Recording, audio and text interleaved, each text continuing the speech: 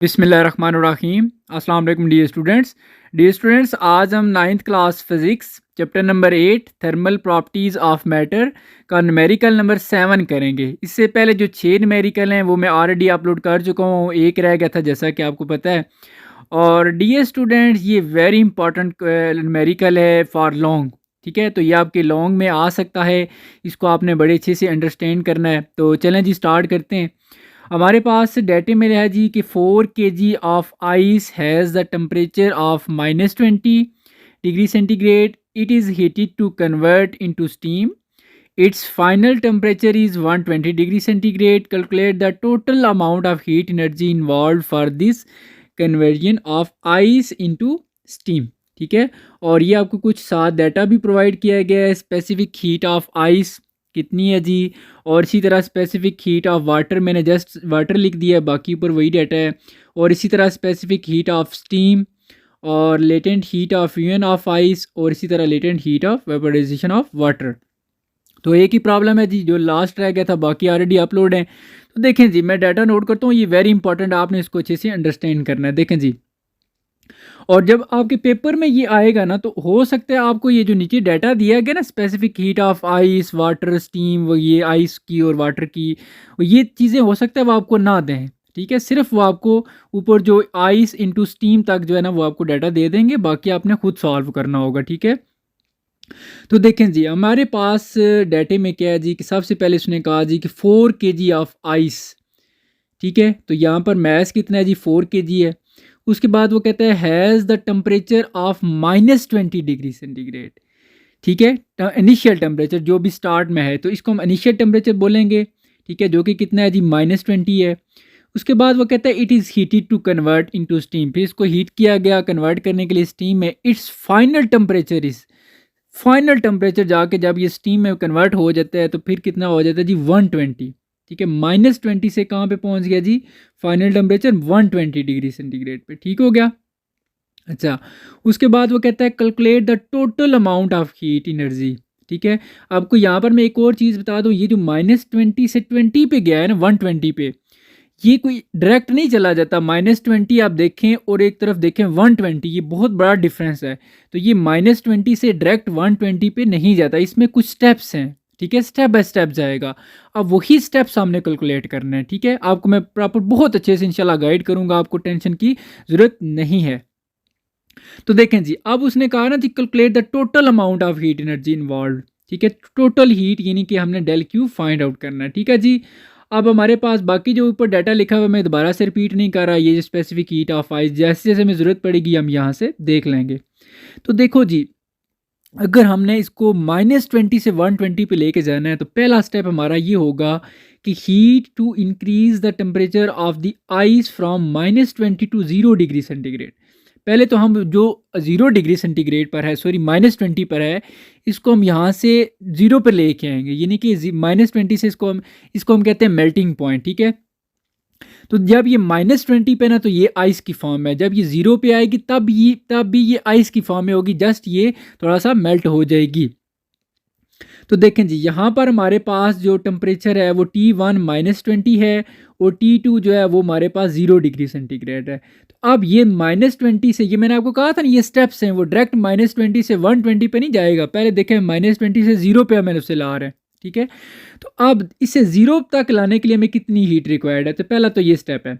तो देखें जी, इसका फॉर्मूला आप ऑलरेडी पढ़ चुके हैं, del Q is equal to C M del T, ठीक है। यहाँ पर देखें डेल क्यू, क्योंकि फर्स्ट स्टेप है तो हमने इसको 1 कह दिया साथ, ठीक है। बाकी आगे जो फार्मूला आपको पता है। अच्छा, यहाँ पे कुछ भी इसको याद रखने के लिए आप कह दें जी सी एम साहब हैं और डेल टी हैं, ठीक है। तो कुछ भी आप माइंड में रख लो। तो देखो जी, अब हमने क्या करना है, सी की वैल्यू हमारे पास यहाँ पर, सी से मुराद क्या होगी ये मैं आपको बता देता हूँ, ठीक है। ये स्पेसिफिक हीट ऑफ आइस, ठीक है। देखें जब वो -20 से 0 पे जाएगी तो 0 पे भी उसकी आइस की फॉर्म होगी। तो यहाँ पर उसके लिए हम लिखेंगे कि स्पेसिफिक हीट ऑफ आइस, यहाँ पर हीट ऑफ आइस वाली यूज़ होगी, ठीक है। तो यहाँ पर आपने 2100 और इंटू मैस 4 है, ये भी गिवन है। और डेल टी देखें आपने साइड पे यहाँ पे फाइंड आउट करना है, ठीक है। देखें यहाँ पर ये जो आपका स्टेप 1 समझ लेना इसको, स्टेप 1 में आपके पास T1 -20 है और T2 0 है।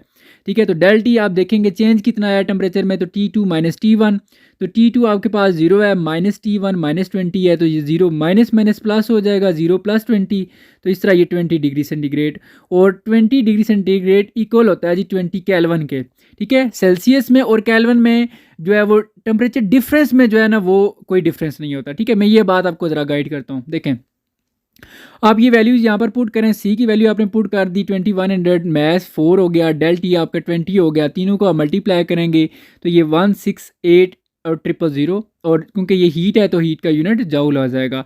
इसको अगर हम पावर में कन्वर्ट करें तो ये हमारे पास देखें पॉइंट लास्ट पे होता है, जब इसको हम कन्वर्ट करेंगे 8 के सामने, सॉरी 1 के आगे, तो 1.68 इंटू 10⁵ देखें आप जीरो से आगे जो पॉइंट है इसको जब 1 तक लेके जाएंगे तो राइट साइड से आप 5 डिजिट मूव करके जा रहे हैं। हमेशा याद रखें जब आप राइट साइड से जाएंगे ना, ठीक है, तो आपने पावर पॉजिटिव में लिखनी है। अब कितने डिजिट गए हैं जी, 5 डिजिट, तो पावर 5 हो जाएगी, ठीक है।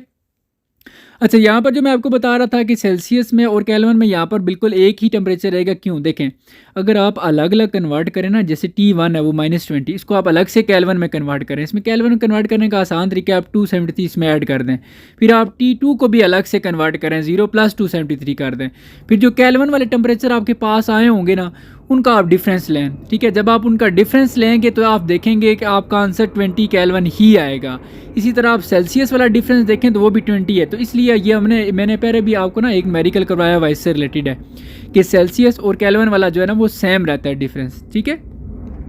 तो पर फिर भी आपको कोई भी कंफ्यूज नहीं तो आपने परेशान नहीं होना यार, मैं आपको इंशाल्लाह गाइड करूँगा, ठीक है। देखें जी अब हमारे पास जो स्टेप 2 है, अब हमारे पास जो आइस है वो 0 पे आ चुकी हुई है। अब 0 से हमने इसको मज़ीद मेल्ट करना है, आप ठीक है, वाटर में आप कन्वर्ट करना है पे। तो यहाँ पर क्या होगा जी, heat required for melting ice at 0 degree centigrade, ठीक है।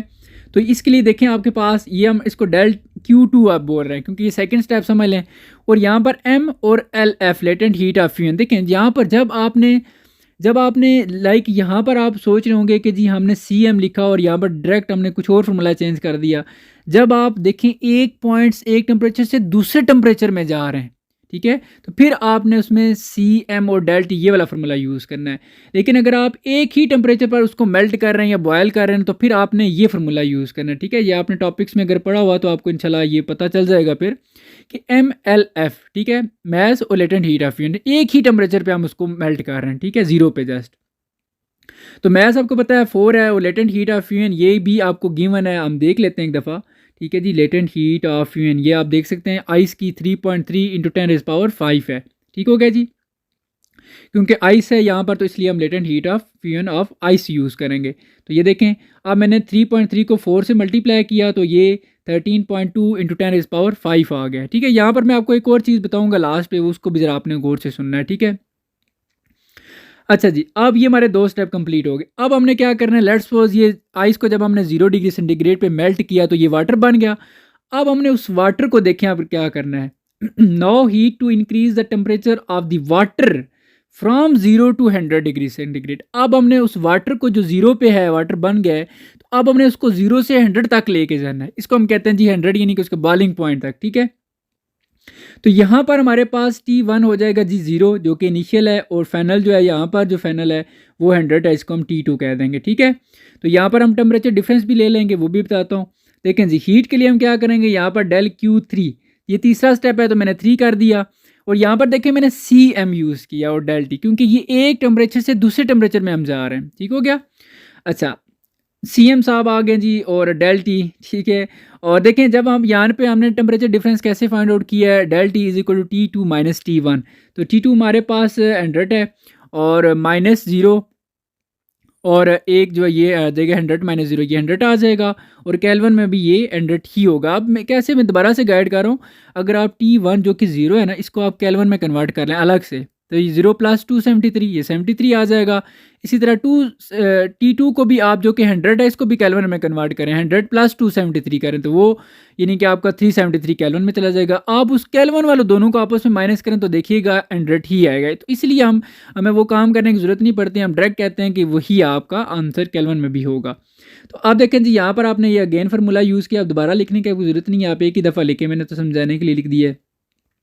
Del Q three is equal to C M del T. C हमें पता है, यहाँ पर देखें मैं आपको बता देता हूँ, यहाँ पर स्पेसिफिक हीट ऑफ वाटर हम यूज़ करेंगे। ठीक हो गया जी, मैं आपको बता देता हूँ ये स्पेसिफिक हीट ऑफ वाटर जो कि कितना है जी 4200। ठीक है जी, अब हम देखें यहाँ पर इसको ना पुट कर देंगे 4200 इंटू मैस 4 है और डेल्टा ये भी देखें हमने के 100 फाइंड किया है और ये हम तीनों को मल्टीप्लाई करेंगे तो ये 168 और टेट्रा 0 यानी कि 4 0 आ जाएंगे। इसको हमने क्या किया, आपने कोशिश ये करनी है कि सब की ना पावर 5 बने, 10 की पावर 5। इसकी रीज़न क्या है वो मैं लास्ट पे आपको बता दूंगा। ठीक है, देखिए मैंने क्या किया, इस पॉइंट को जो लास्ट पे था इसको मैंने 6 के आगे तक लेके गया हूँ ताकि मुझे पता था 5 डिजिट मूव करके जो तब भी 10 की पावर 5 बनेगी। तो मैंने इसको 16.8 इंटू 10 पावर 5 कर दिया। ठीक है जी, तो आप देखें जी अब वो 100 तक पहुंच गया हुआ है उसका टेम्परेचर। अब हमने उसको 100 पे मज़ीद जो है ना वो टेम्परेचर देना है, बॉयल करना है ताकि वो वाटर 100 से आगे स्टीम में कन्वर्ट हो जाए। ये हमारा समझ लें लास्ट स्टेप होगा। ठीक है जी, अब heat required for boiling water at 100 degree centigrade, ये एक ही टेम्परेचर है तो यहाँ पर आपने जस्ट उसको एक ही देना है, तो इसलिए हम इसको डेल क्यू 4 कह रहे हैं। और M L V latent heat of vaporization, यानी कि वाटर को वेपर्स में कन्वर्ट करना है, स्टीम में कन्वर्ट करना है। ठीक हो गया, तो यहाँ पर मैस 4 है और latent heat of vaporization of water. ठीक है, वाटर के लिए ये आप अपनी बुक से देख सकते हैं ये 2.3 होता है। ठीक है, आपकी बुक में शायद 2.26 लिखा होगा तो उसको हम 6 की वजह से 2 को 3 बना लेते हैं। ठीक है, तो ये आपने मिस्टेक नहीं करनी, इंटू 10⁻6। ठीक है, अदरवाइज फिर आपका आंसर गलत हो जाएगा। तो ये latent heat of vaporization for water आपको पता होनी चाहिए। शायद जो क्वेश्चन में दिया हुआ है वो उसने थोड़ा सा गलत दी है, मिस्टेक की हुई है, तो आपने ये वाली वैल्यू पुट करनी है। ठीक है, जो कि आपकी बुक में लिखी हुई है, टॉपिक्स में जाके देखें। तो यहाँ 4 को जब मल्टीप्लाई करेंगे जी 2.3 से तो ये 9.2 इंटू 10⁻6। देखिए इसको भी मैं 10⁻5 में लेके जा रहा हूँ। देखिए मैंने क्या किया जी, इस पॉइंट को ना 2 के आगे शिफ्ट कर दिया, अब ये 92 हो जाएगा। अब मुझे पता है जब मैं लेफ्ट हैंड साइड से मूव करके आऊँगा ना तो मुझे पावर माइनस करनी पड़ेगी, क्योंकि राइट हैंड साइड से जाते हैं तो प्लस और लेफ्ट हैंड साइड से माइनस। तो ये अब 6 है तो 6 - 1 करेंगे क्योंकि एक ही डिजिट मूव किया है तो 6 - 1 ये 5 आ जाएगा। ठीक है जी, ये 5 करने की ज़रूरत क्यों पड़ रही है, इसकी रीज़न कोई ख़ास नहीं है, बस आसानी के लिए, अपनी आसानी के लिए और आप लोगों की आसानी के लिए मैं कह रहा हूँ। ठीक है, अदरवाइज़ तो किसी भी तरीके से ये सॉल्व हो सकता है। अब ये हमारा यहाँ पर जी जो आइस थी ना वो ये इस स्टेप में आके वो स्टीम में कन्वर्ट हो गई है। अब ये कितनी हमें हीट, टोटल हीट कितनी, उसने टोटल हीट पूछी हुई थी, ये अलग अलग उसने नहीं कहा था उसने, ये तो हमने कैलकुलेट किया एक हमारा मेथड सा। तो ठीक है, अब हमने देखें टोटल हीट कैसे फाइंड करनी है। तो टोटल हीट हमारे पास हो जाएगी जी del Q is equal del Q 1 plus del Q 2 plus del Q 3 plus del Q 4। तो देखें जी चारों के चारों मैंने वैल्यूज़ यहाँ पर पुट कर दी हैं। ठीक है, 1.68 into 10⁻5 plus 13.2 into 10⁻5 plus 16.8 into 10⁻5 into, sorry यहाँ पर भी प्लस है, ये बाय मिस्टेक ये इंटू मैंने मल्टीप्लाई का साइन डाल दिया। ठीक है, 92 से पहले, ठीक है सॉरी 92 इंटू 10⁻5। देखें अब यहाँ पर मैंने इसलिए 10⁻5 सबको किया था कि यहाँ पर हम 10⁻5 सब में कॉमन ले लेंगे, हमारे लिए कैलकुलेशन बहुत आसान हो जाएगी। ठीक है, तो ये देखें मैंने 10⁻⁻ सब में कॉमन ले लिया तो बाकी क्या रह जाएगी, जो रह गया जी 1.68 प्लस 13.2 प्लस 16.8 प्लस 19.2। ठीक है, आपने ना वो जो ऊपर जो 90 से 2 से पहले मल्टीप्लाई का साइन है उसको आपने प्लस में करना है। ठीक है, तो इसलिए मैं कहता हूँ आप अक्सर स्टूडेंट बस लिखते जाते हैं, सुनते कोई नहीं है, तो आप यहाँ पर मिस्टेक कर देंगे, तो ये आपने ज़रा थोड़ा ख्याल करना है। ठीक है, तो देखें जी अब इन सब वैल्यूज़ को जो ब्रैकेट में इन सबको आप ऐड करें तो ये 123.68 आ जाएगा। यहाँ पर लास्ट पे आपने रुकना है, मैं आपसे ना एक बात करनी है इसी बुक से हवाले से, इंटू 10⁻5। तो देखें जी अब मैं इस पॉइंट को ना क्या करता हूँ 1 के आगे लेके जाता हूँ तो ये 1.2, अब 3 की जगह मैंने 4 कर दिया है क्योंकि 3 से आगे 6 है, तो 5 से जब ऊपर हो तो हम इससे पिछले डिजिट को हम एक ऊपर कर देते हैं, उसको मैंने 4 कर दिया इंटू 10⁻। देखें जब हम 2 डिजिट मूव करके जा रहे हैं राइट हैंड साइड से तो 5 + 2 जब करेंगे तो वो 7 हो जाएगा, तो ये हमारा फाइनल जो है वो हीट हो जाती है। तो सो हम यूँ कह सकते हैं कि total 1.24 into 10⁻, all heat is required to convert 4 kg of ice into steam. इतनी हीट हमें चाहिए जो कि हम आइस को स्टीम में कन्वर्ट करने के लिए हमें चाहिए जी। ठीक है जी, यहाँ पर मैं आपसे 2 बातें करना चाहता हूँ जी। एक तो पहली चीज़ ये कि अगर आप इस चैनल पर अगर अभी तक आपने सब्सक्राइब नहीं किया हो तो सब्सक्राइब कर लें, फजल एकेडमी का हिस्सा बन जाएँ ताकि सारी की सारी वीडियोज़ आपको मिलती रहें। ठीक है, फिर कुछ मिल जाती हैं कुछ नहीं मिलती, चलें ये भी आपकी मर्ज़ी है, जो मर्ज़ी करें। दूसरा जो इम्पोर्टेंट पॉइंट है यार स्टूडेंट्स, देखें आप ना चीज़ों को अंडरस्टैंड करें। मैं आपसे ना एज अ टीचर होके ये रिक्वेस्ट कर रहा हूँ, क्योंकि देखें जब आप अंडरस्टैंड नहीं करेंगे इन चीज़ों को, फिर आपका जो बोर्ड का पेपर होगा ना वो आपके लिए बहुत डिफ़िकल्ट हो जाएगा। क्योंकि एसएलओ बेस पेपर का मतलब ही यही है कि वो थोड़ा सा उसको कंसेप्ट बेस पे बनाएंगे। ठीक है, जब कंसेप्ट बेस पे बनाएंगे, आपने चीज़ों को अगर अंडरस्टैंड नहीं किया होगा तो मैं नहीं चाहता कि आप फेल हो जाएं। तो देखें फिर आपके लिए वो एक अच्छी चीज़ नहीं होगी, मेरे लिए भी एक एक अच्छी चीज़ नहीं है कि यार आप अगर इतनी एफर्ट्स कर रहे हैं, मैं आपको पढ़ा रहा हूँ, आप मेरे साथ इतना कनेक्ट होकर काम कर रहे हैं, पढ़ रहे हैं, लेकिन फिर भी अगर आप फेल हो जाएं तो ये चीज़ मेरे लिए भी और आपके लिए भी अच्छी नहीं है। सो आपसे ये मेरी एक हम्बल रिक्वेस्ट है कि आपने चीज़ों को अंडरस्टैंड करना है। देखिए मैं आपको खुद गाइड कर रहा हूँ ना, एक एक पॉइंट चीज़ मैं आपको गाइड कर रहा हूँ, आपको टेंशन की ज़रूरत ही नहीं है, आप चीज़ों को अंडरस्टैंड करें, देखना इंशाल्लाह आपका पेपर बहुत अच्छा होगा जी। ठीक है, बस अपना बहुत सारा आप ख्याल भी रखिएगा, और मैं इजाज़त चाहूँगा जी, इंशाल्लाह नेक्स्ट वीडियो में फिर आऊँगा। ज़्यादा तो नहीं हूँ ऐसे, ठीक है, और अपना बहुत सारा ख्याल रखिएगा जी। अल्लाह हाफ़िज़।